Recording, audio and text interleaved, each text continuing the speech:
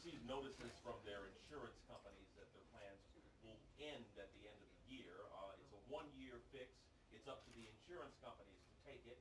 It only applies to those people who have these plans in effect now. That's the objection that the White House has to a Republican counterproposal being offered, which they say would basically allow insurance companies to sell substandard plans to new subscribers. This only applying to people who have received notices, who have these plans now, and it's only good for 1 year, John. Well, Savannah, look, this is an issue because it's become a political problem for the president. A lot of Democrats are very upset at this point.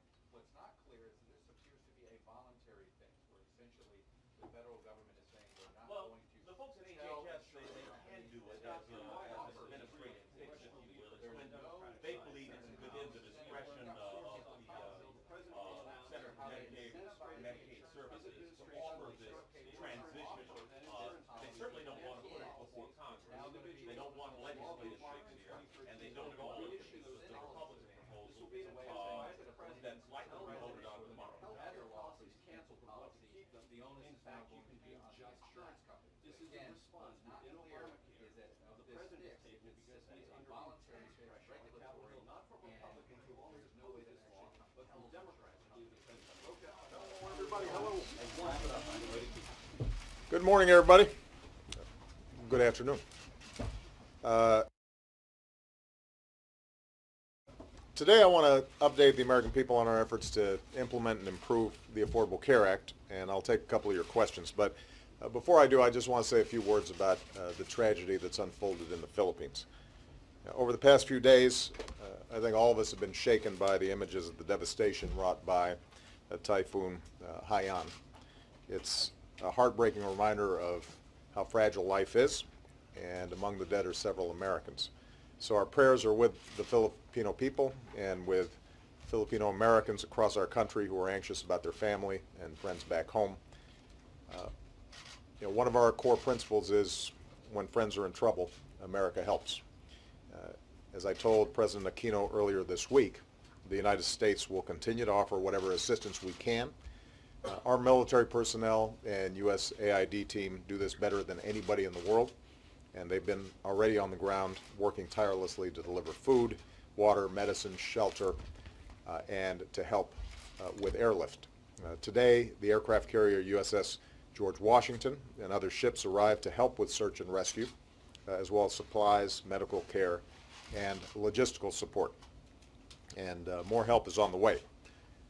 America's strength, of course, has always been more than just about what our government can do. It's also about what our citizens can do. It's about the big-heartedness of the American people when they see other folks in trouble. So today I would encourage everybody who wants to help to visit whitehouse.gov/typhoon. That's whitehouse.gov/typhoon, and that'll offer you links to organizations that are working on the ground in ways that you can support their efforts. Our friends in the Philippines will face a long, hard road ahead, but they'll continue to have a friend and partner in the United States of America. Now, switching gears, it has now been 6 weeks since the Affordable Care Act's new marketplaces opened for business. I think it's fair to say that the rollout has been rough so far, and I think everybody understands that I'm not happy about the fact that the rollout has been wrought with a whole range of problems that I've been deeply concerned about. But today I want to talk about what we know after these first few weeks and what we're doing to implement and improve the law. Yesterday, the White House announced that in the first month, more than 100,000 Americans successfully enrolled in new insurance plans. Is that as high a number as we'd like? Absolutely not. But it does mean that people want affordable health care. The problems of the website have prevented too many Americans from completing the enrollment process, and that's on us, not on them. But there's no question that there's real demand for quality, affordable health insurance. In the first month, nearly 1 million people successfully completed an application for themselves or their families. Those applications represent more than 1.5 million people. Of those 1.5 million people, 106,000 of them have successfully signed up to get covered. Another 396,000 have the ability to gain access to Medicaid under the Affordable Care Act. That's been less reported on, but it shouldn't be. You know, Americans who are having a difficult time, who are poor, many of them working, may have a disability. They're Americans like everybody else, and the fact that they are now able to get insurance is going to be critically important. Later today I'll be in Ohio, where Governor Kasich, a Republican, has expanded Medicaid under the Affordable Care Act, and as many as 275,000 Ohioans will ultimately be better off because of it. And if every governor followed suit, another 5.4 million Americans could gain access to health care next year. So, bottom line is, in just 1 month, despite all the problems that we've seen with the website, more than 500,000 Americans could know the security of health care by January 1st, many of them for the first time in their lives. And that's life-changing, and it's significant. That still leaves about 1 million Americans who successfully made it through the website, now qualified to buy insurance, but haven't picked a plan yet. And there's no question that if the website were working as it's supposed to, that number would be much higher of people who've actually enrolled. So that's problem number one, making sure that the website works the way it's supposed to. It's gotten a lot better over the last few weeks than it was on the first day, but we're working 24/7 to get it working for the vast majority of Americans in a smooth, consistent way. The other problem that has received a lot of attention concerns Americans who've received letters from their insurers that they may be losing the plans they bought in the old individual market, often because they no longer meet the law's requirements to cover basic benefits like prescription drugs or doctor's visits. Now, as I indicated earlier, I completely get how upsetting this can be for a lot of Americans, particularly after assurances they heard from me that if they had a plan that they liked, they could keep it. And to those Americans, I hear you loud and clear. I said that I would do everything we can to fix this problem, and today I'm offering an idea that will help do it. Already, people who have plans that predate the Affordable Care Act can keep those plans if they haven't changed. That was already in the law. That's what's called a grandfather clause. It was included in the law. Today, we're going to extend that principle both to people whose plans have changed since the law took effect and to people who bought plans since the law took effect. So state insurance commissioners still have the power to decide what plans can and can't be sold in their states, but the bottom line is insurers can extend current plans that would otherwise be canceled into 2014, and Americans whose plans have been canceled can choose to re-enroll in the same kind of plan. We're also requiring insurers to extend current plans to inform their customers about two things. One, that what protections these renewed plans don't include. Number two, that the marketplace offers new options with better coverage and tax credits that might help you bring down the costs. So, if you received one of these letters, I'd encourage you to take a look at the marketplace. Even if the website isn't working as smoothly as it should be for everybody yet, the plan comparison tool that lets you browse costs for new plans near you is working just fine. Now, this fix won't solve every problem for every person, but it's going to help a lot of people. Doing more will require work with Congress. And I've said from the beginning, I'm willing to work with Democrats and Republicans to fix problems as they arise. This is an example of what I was talking about. We can always make this law work better. It is important to understand, though, that the old individual market was not working well. And it's important that we don't pretend that somehow that's a place worth going back to. Too often it works fine as long as you stay healthy. It doesn't work well when you're sick. So year after year, Americans were routinely exposed to financial ruin or denied coverage due to minor pre-existing conditions or dropped from coverage altogether, even if they paid their premiums on time. That's one of the reasons we pursued this reform in the first place. And that's why I will not accept proposals that are just another brazen attempt to undermine or repeal the overall law and drag us back into a broken system. We will continue to make the case, even to folks who choose to keep their own plans, that they should shop around in the new marketplace. because there's a good chance that they'll be able to buy better insurance at lower cost. So we're going to do everything we can to help the Americans who've received these cancellation notices. But I also want everybody to remember there are still 40 million Americans who don't have health insurance at all. I'm not going to walk away from 40 million people who have the chance to get health insurance for the first time, and I'm not going to walk away from something that has helped the cost of health care grow at its slowest rate in 50 years. So we're at the opening weeks of the project to build a better health care system for everybody, a system that will offer real financial security and peace of mind to millions of Americans. It is a complex process. There are all kinds of challenges. I'm sure there will be additional challenges that come up. And it's important that we're honest and straightforward in terms when we come up with a problem with these reforms and these laws, that we address them. But we've got to move forward on this. It took 100 years for us to even get to the point where we could start talking about and implementing a law to make sure everybody's got health insurance. And my pledge to the American people is that we're going to solve the problems that are there. We're going to get it right. And the Affordable Care Act is going to work for the American people. So with that, I'm going to take your questions, and I'm going to start with Julie Pace of AP. Thank you, Mr. President. The combination of the website problems and the concerns over the policy cancellations has sparked a lot of worry within your own party. And polls also show that you're taking some hits with the public on both your overall job approval rating and also on factors like trust and honesty. Do you feel as though the flawed healthcare rollout has led to a breach in the public trust and confidence in government? And if so, how do you plan to resolve that? There is no doubt that people are frustrated. We just came out of a shutdown, and the possibility that for the first time in over 200 years we wouldn't pay our bills.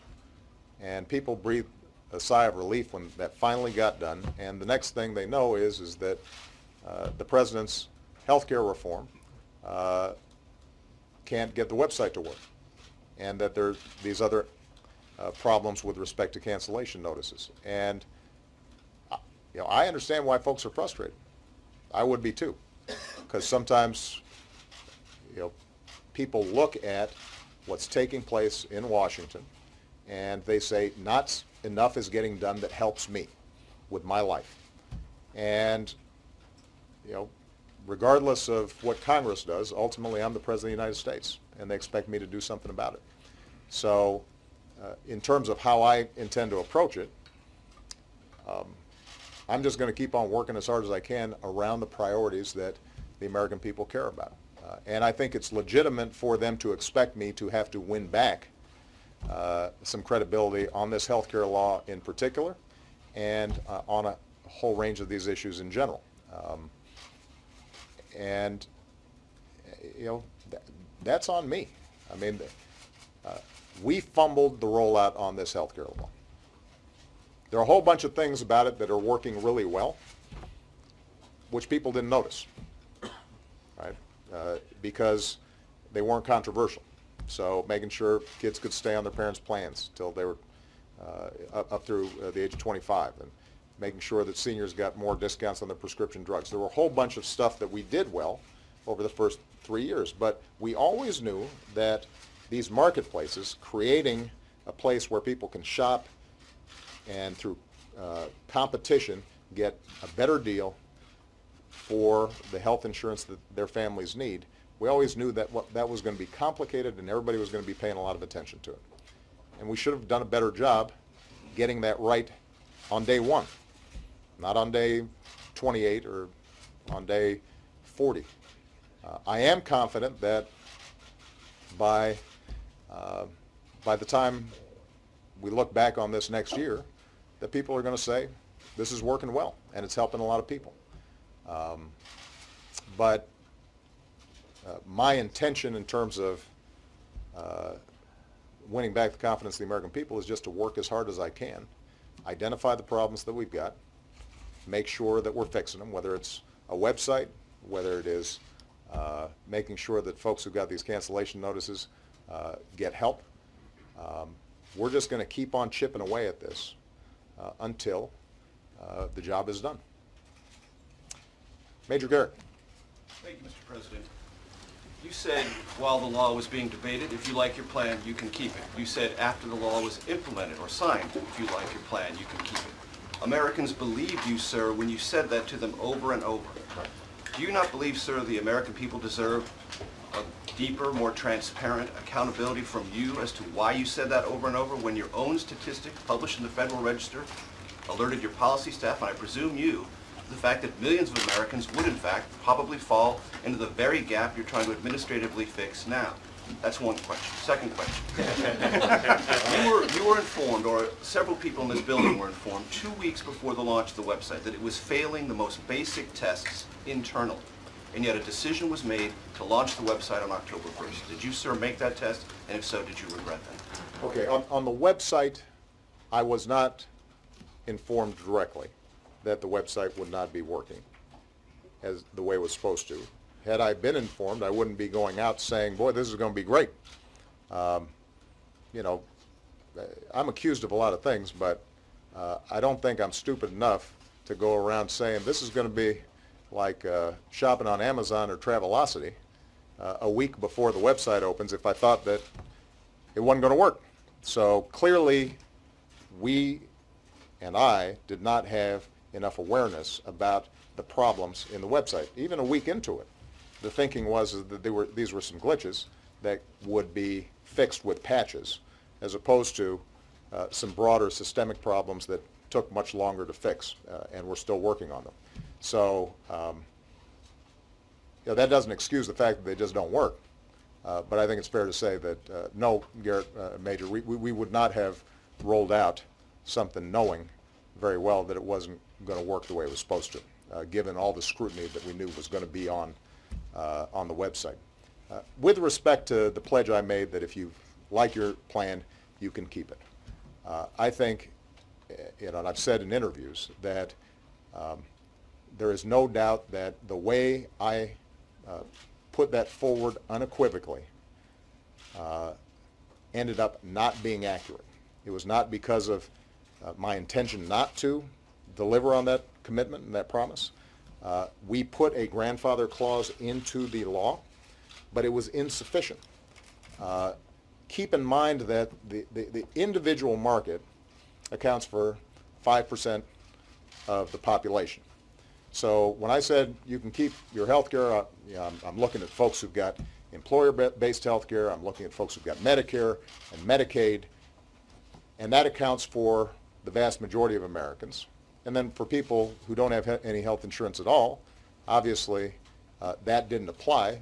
My commitment to them was you're going to be able to get affordable health care for the first time. You have an individual market that accounts for about 5% of the population, and our working assumption was, my working assumption was, that the majority of those folks would find better policies at lower costs or the same costs in the marketplaces, and that the universe of folks who potentially would not find a better deal in the marketplaces, the grandfather clause would work sufficiently for them. And it didn't. And again, that's on us, which is why that's on me. And that's why I'm trying to fix it. And as I said earlier, I guess last week, and I will repeat, that's something I deeply regret because it's scary getting a cancellation notice. Now, it is important to understand that out of that population, typically, there is constant churn in that market. Yeah, this market is not very stable and reliable for people. So people have a lot of complaints when they're in that marketplace. As long as you're healthy, things seem to be going pretty good. And so a lot of people think, I've got pretty good insurance, until they get sick, and then suddenly they look at the fine print and they've got a $50,000 out-of-pocket expense that they can't pay. We know that on average, over the last decade, each year, premiums in that individual market would go up an average of 15% a year. I know that because when we were talking about healthcare reform, one of the complaints was, I bought healthcare in the individual market, and I just got a notice from the insurer. They dropped me after I had an illness, or my premiums skyrocketed by 20 or 30%, why aren't we doing something about this? So part of what our goal has been is to make sure that that individual market is stable and fair and has the kind of consumer protections that make sure that people don't get a rude surprise when they really need health insurance. But if you just got a cancellation notice, and so far you're thinking my prices are pretty good, you haven't been sick, and it fits your budget, and now you get this notice, you're going to be worried about it. And if the insurer's saying the reason you're getting this notice is because of the Affordable Care Act, then you're going to be understandably aggravated about it. Now, for a big portion of those people, the truth is they might have got a notice saying, we're jacking up your rates by 30%. They might have said from here on out, we're not going to cover X, Y, and Z illnesses. We're changing the policy, because these were all 12-month policies. The insurance companies were under no obligation to renew the exact same policies that you had before. But look, one of the things I understood when we decided to reform the health insurance market, part of the reason why it hasn't been done before, and it's very difficult to do, is that anything that's going on that's tough in the healthcare market, if you've initiated a reform, can be attributed to your law. And so what we want to do is to be able to say to these folks, you know what, the Affordable Care Act is not going to be the reason why insurers have to cancel your plan. Now, what folks may find is the insurance companies may still come back and say, we want to charge you 20% more than we did last year, or we're not going to cover prescription drugs now. But that's in the nature of the market that existed earlier. Did you decide, sir, that the simple declaration was something the American people could handle, but this nuanced answer you just gave now was something they couldn't handle, and you didn't trust the American people with a fuller truth? No, I think, as I said earlier, Major, my expectation was that for 98% of the American people, either it genuinely wouldn't change at all, or they'd be pleasantly surprised with the options in the marketplace, and that the grandfather clause would cover the rest. That proved not to be the case, and that's on me.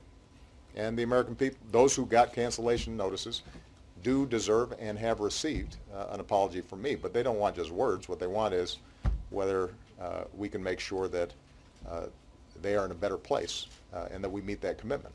And by the way, I think it's very important for me to note that there are a whole bunch of folks up in Congress and others who made this statement, and they were entirely sincere about it.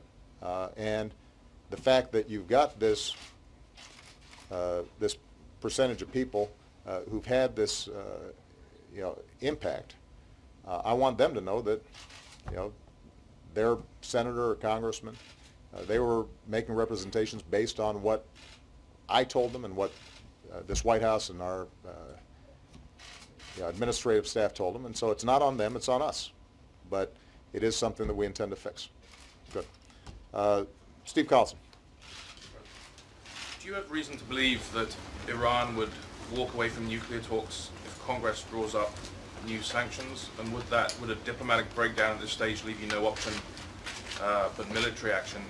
And how do you respond to your critics on the Hill who say that it was only tough sanctions that got Iran to the table? Only tougher sanctions will make it capitulate. Well, let me make a couple of points. Number one, I've said before and I will repeat, we do not want Iran having nuclear weapons. And it would be not only dangerous to us and our allies, but it would be destabilizing to the entire region and could trigger a nuclear arms race that would make life much more dangerous for all of us. So our policy is Iran cannot have nuclear weapons, and I'm leaving all options on the table to make sure that we meet that goal. Point number two, the reason we've got such vigorous sanctions is because I and my administration put in place when I came into office the international structure to have the most effective sanctions ever. And so I think it's fair to say that I know a little bit about sanctions since we set them up and made sure that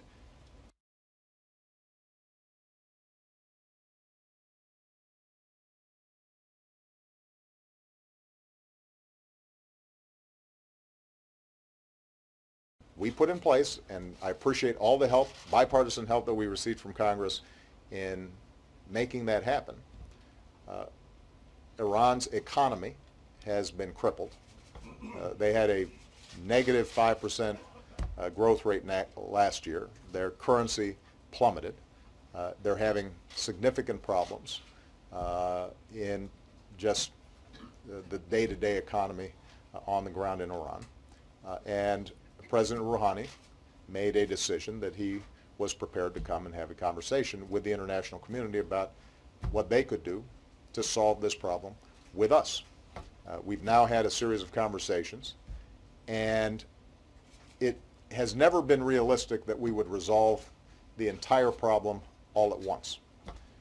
What we have done is seen the possibility of an agreement in which Iran would halt advances on its program, that it would dilute some of the highly enriched uranium that makes it easier for them to potentially produce a weapon, that they are subjecting themselves to much more vigorous inspections so that we know exactly what they're doing at all their various facilities, and that would then provide time and space for us to test over a certain period of months whether or not they are prepared to actually resolve this issue to the satisfaction of the international community, making us confident that in fact they're not pursuing a nuclear weapons program. In return, the basic structure of what's been talked about, although not completed, is that we would provide very modest relief at the margins of the sanctions that we've set up. But importantly, we would leave in place the core sanctions that are most effective and have most impact on the Iranian economy, specifically oil sanctions and sanctions with respect to banks and financing. And what that gives us is the opportunity to test how serious are they, but it also gives us an assurance that if it turns out 6 months from now that they're not serious, we can dial those sanctions right back up. So my message to Congress has been that let's see if this short-term phase 1 deal can be completed to our satisfaction, where we're absolutely certain that while we're talking with the Iranians, they're not busy advancing their program. We can buy some additional months in terms of their breakout capacity. Let's test how willing they are to actually resolve this diplomatically and peacefully. We will have lost nothing if at the end of the day it turns out that they are not prepared to provide the international community the hard proof and assurances necessary for us to know that they're not pursuing a nuclear weapon. And if that turns out to be the case, then not only is our entire sanctions infrastructure still in place, not only are they still losing money from the fact that they can't sell their oil and get revenue from their oil as easily even throughout these talks, but other options remain. But what I've said to the members of Congress is that if in fact we're serious about trying to resolve this diplomatically, because no matter how good our military is, military options are always messy, are always difficult, always have unintended consequences, and in this situation are never complete in terms of making us certain that they don't then go out and pursue even more vigorously nuclear weapons in the future. If we're serious about pursuing diplomacy, then there's no need for us to add new sanctions on top of the sanctions that are already very effective and that brought them to the table in the first place. Now, if it turns out they can't deliver, they can't come to the table in a serious way and get this issue resolved, the sanctions can be ramped back up, and we've got that option.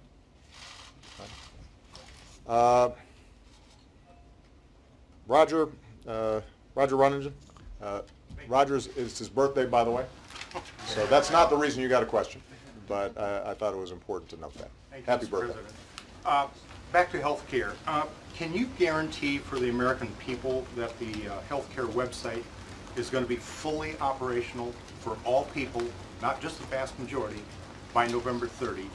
And second, more broadly, this is your signature domestic piece of legislation. You hear criticism on the Hill that you and your White House team are too insular. Is that how this mess came to be? Well, I think there's going to be a lot of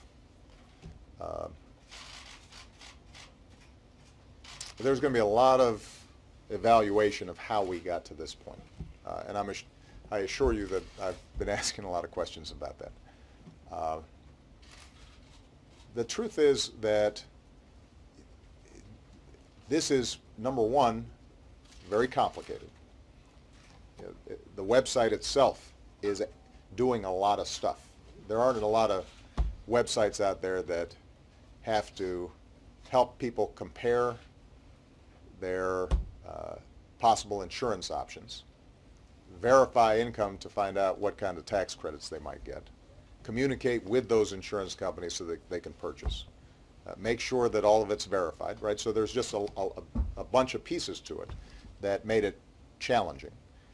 And you combine that with the fact that the federal government does a lot of things really well. One of the things it does not do well is information technology procurement. This is kind of a systematic problem that we have across the board. And it is not surprising then that there were going to be some problems. Now, I think we have to ask ourselves some hard questions inside the White House as opposed to why we didn't see more of these problems coming earlier on. A, so we could set expectations. B, so that we could look for different ways for people to end up applying. So, ultimately, you're right. This is something that's really important to me, and it's really important to millions of Americans who have been waiting for a really long time to try to get health care because they don't have it. I am very frustrated, but I'm also somebody who, if I fumble the ball, I'm going to wait until I get the next play, and then I'm going to try to run as hard as I can and do right by the team. So, ultimately, I'm the head of this team. We did fumble the ball on it, and what I'm going to do is make sure that we get it fixed. In terms of what happens on November 30th or December 1st, I think it's fair to say that the improvement will be marked and noticeable. The website will work much better on November 30th, December 1st, than it worked certainly on October 1st. That's a pretty low bar. It'll be working a lot better than it was last week, and will be working better than it was this week, which means that the majority of people who go to the website will see a website that is working the way it's supposed to. I think it is not possible for me to guarantee that 100% of the people 100% of the time going on this website will have a perfectly seamless, smooth experience. We're going to have to continue to improve it even after November 30th, December 1st. But the majority of people who use it will be able to see it operate the way it was supposed to. One thing that we've discovered, though, that I think is worth noting, a lot of focus has been on the website and the technology. And that's partly because that's how we initially identified it. These are glitches. What we're discovering is that part of the problem has been technology, hardware and software, and that's being upgraded. But even if we get the hardware and software working exactly the way it's supposed to, with relatively minor glitches, what we're also discovering is that insurance is complicated to buy. And another mistake that we made, I think, was underestimating the difficulties of people purchasing insurance online and shopping for a lot of options with a lot of costs and a lot of different benefits and plans, and somehow expecting that that would be very smooth. And then they've also got to try to apply for tax credits on the website. So what we're doing, even as we're trying to solve the technical problems, is also what can we do to make the application a little bit simpler? What can we do to make it in English as opposed to bureaucraties? Are there steps that we can skip while still getting the core information that people need? And part of what we're realizing is that there are going to be a certain portion of people who are just going to need more help and more hand-holding in the application process. And so I guess part of the continuous improvement that I'm looking at is not just a technical issue. It's also, can we streamline the application process? What are we doing to give people more assistance in the application process? How do the call centers and the people who are helping folks in person, how are they trained so that things can go more smoothly? Because the bottom line ultimately is I just want people to know what their options are in a clear way. Buying health insurance is never going to be like buying a song on iTunes. It's just a much more complicated transaction. But I think we can continue to make it better. All of which is to say that on December 1st, November 30th, it will be a lot better. But there will still be some problems. Some of those will not be because of technological problems, although I'm sure that there will still be some glitches that have to be smoothed out. Some of it's going to be how are we making this application process more user-friendly for folks. And one good example of this, by the way, just to use an analogy, when we came into office, we heard a lot of complaints about the financial aid forms that families have to fill out to get federal financial aid. And I actually remember applying for some of that stuff and remember how difficult and confusing it was. And Arnie Duncan over at Education worked with a team to see what we could do to simplify it, and it made a big difference.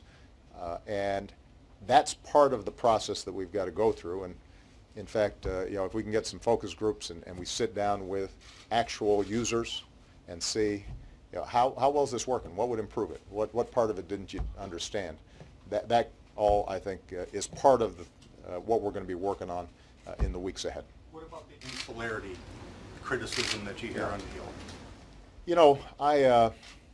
I've got to say, I meet with an awful lot of folks, and I talk to an awful lot of folks every day. And I have lunches with CEOs and IT venture capitalists and labor leaders and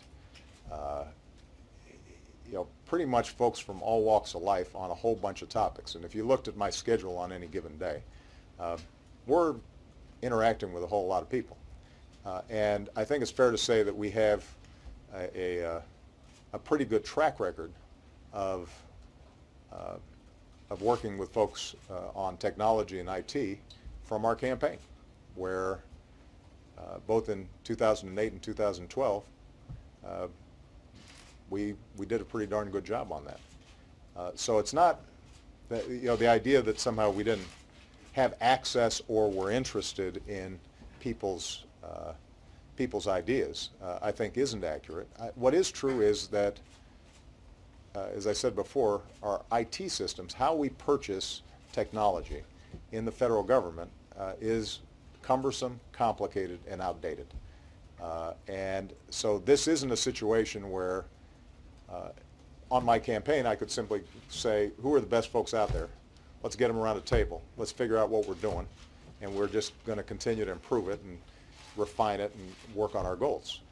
If you're doing it at the federal government level, you're going through 40 pages of specs and this and that and the other, and there are all kinds of laws involved, and it makes it more difficult. It's part of the reason why chronically federal IT programs are over budget, behind schedule. And one of the, when I do some Monday morning quarterbacking on myself, one of the things that I do recognize is, since I know that the federal government has not been good at this stuff in the past, 2 years ago, as we were thinking about this, we might have done more to make sure that we were breaking the mold on how we were going to be setting this up. But that doesn't help us now. We got to move forward. Jeff Mason. Thank you, Mr. President. Today's fix that you just announced leaves it up to state insurance commissioners and insurance companies to ultimately decide whether to allow old policies to be renewed for a year. How confident are you that they will do that? And secondly, how concerned are you that this flawed rollout may hurt Democrats' chances in next year's midterm elections and your ability to advance other priorities such as immigration reform? On the first question, traditionally, state insurance commissioners make decisions about what plans can be or cannot be sold, how they interact with insurers. What we're essentially saying is the Affordable Care Act is not going to be the factor in what happens with folks in the individual market. And my guess is right away you're going to see a number of state insurance commissioners exercise it. Part of the challenge is the individual markets are different in different states. There's some states that have individual insurance markets that already have almost all the consumer protections that the Affordable Care Act does. They match up pretty good. It's not some big jump for folks to move into the marketplace. In others, they're pretty low standards, so you can sell pretty substandard plans in those markets, and that's where people might see a bigger jump in their premiums. So I think there's going to be some state-by-state evaluation on how this is handled. But the key point is that it allows us to be able to say to the folks who receive these notices, look, I, the President of the United States, and the insurance model of the Affordable Care Act is not going to be getting in the way of you shopping in the individual market that you used to have. As I said, there are still going to be some folks who, over time, I think are going to find that the marketplaces are better. One way I describe this to, I met with a group of senators when this issue first came up. And it's not a perfect analogy, but we made a decision as a society that every car has to have a seatbelt or airbags. And so you pass a regulation. And there's some additional costs, particularly at the start, of increasing the safety and protections. But we make a decision as a society that the costs are outweighed by the benefits of all the lives that are saved. So what we're saying now is, if you're buying a new car, you got to have the seatbelt. Well, the problem with the grandfather clause that we put in place is, it's almost like we said to folks, you got to buy a new car, even if you can't afford it right now. And sooner or later, folks are going to start trading in their old cars. But we don't need, if their life circumstance is such where, for now at least, they want to keep the old car, even if the new car is better, we should be able to give them that option. And that's what we want to do. And by the way, that's what we should have been able to do in drafting the rules in the first place. So again, these are two fumbles on something that, on a big game, but the game's not over. With respect to the politics of it, I'll let you guys do a lot of the work on projecting what this means for various political scenarios. There is no doubt that our failure to roll out the ACA smoothly has put a burden on Democrats, whether they're running or not, because they stood up and supported this effort through thick and thin. And I feel deeply responsible for making it harder for them rather than easier for them to continue to promote the core values that I think led them to support this thing in the first place, which is, in this country, as wealthy as we are, everybody should be able to have the security of affordable health care. And that's why I feel so strongly about fixing it.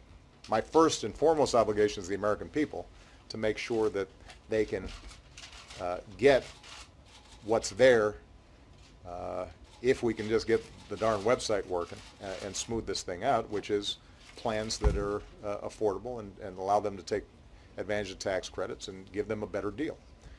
But I also do feel an obligation to everybody out there who supported this effort. When we don't do a good job on the rollout, we're letting them down. And I don't like doing that.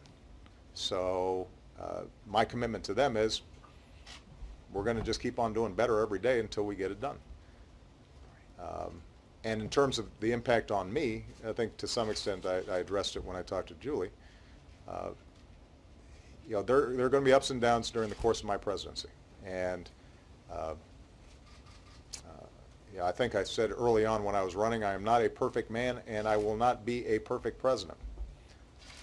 But I'll wake up every single day working as hard as I can on behalf of Americans out there from every walk of life who are working hard, meeting their responsibilities, but sometimes are struggling because the way the system works isn't giving them a fair shot. And that pledge I haven't broken. That commitment, that promise continues to hold. The promise that I wouldn't be perfect, number one, but also the promise that as long as I've got the honor of having this office, I'm just going to work as hard as I can to make things better for folks. And what that means specifically in this healthcare arena is we can't go back to the status quo. I mean, right now, everybody is properly focused on us not doing a good job on the rollout. And that's legitimate, and I get it. There have been times where I thought we were kind of, slapped around a little bit unjustly. This one's deserved, right? It's on us. But we can't lose sight of the fact that the status quo before the Affordable Care Act was not working at all. If the healthcare system had been working fine, and everybody had high quality health insurance at affordable prices, I wouldn't have made it a priority. We wouldn't have been fighting this hard to get it done.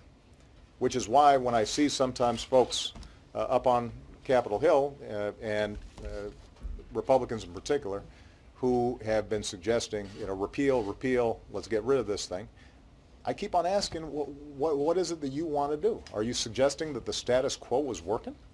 Because it wasn't, and everybody knows it. It wasn't working in the individual market, and it certainly wasn't working for the 41 million people who didn't have health insurance.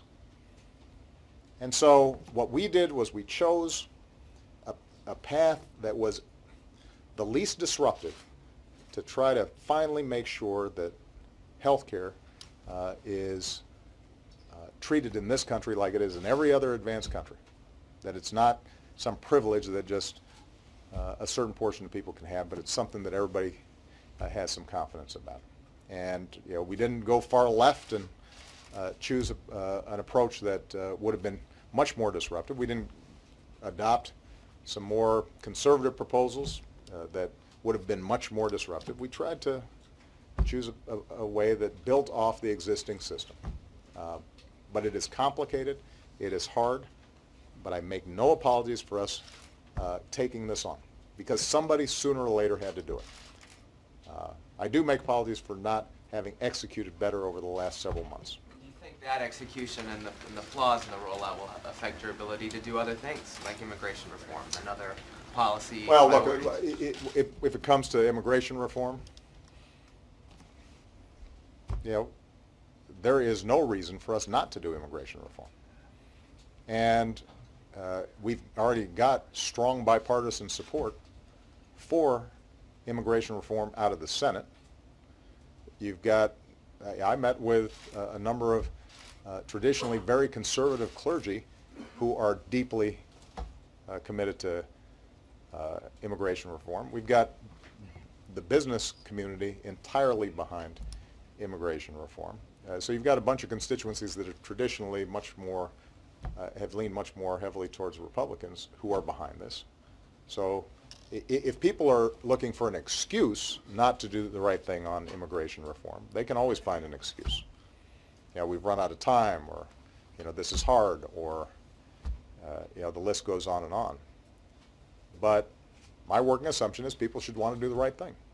And when you've got an issue that would strengthen borders, make sure that the legal immigration system works the way it's supposed to, that would go after employers who are doing the wrong thing when it comes to hiring undocumented workers, and would allow folks who are here illegally to get right with the law and pay a fine and learn English and get to the back of the line, but, you know, ultimately join fully our American community. When you've got a law that makes sense, you shouldn't be looking for an excuse not to do it. And I'm going to keep on pushing to make sure it gets done. Am I going to have to do some work to rebuild confidence around some of our initiatives? Yeah. But part of this job is the things that go right, you guys aren't going to write about. The things that go wrong get prominent attention. That's how it's always been. That's not unique to me as president. And I'm up to the challenge. We're going to get this done. All right? Thank you, everybody.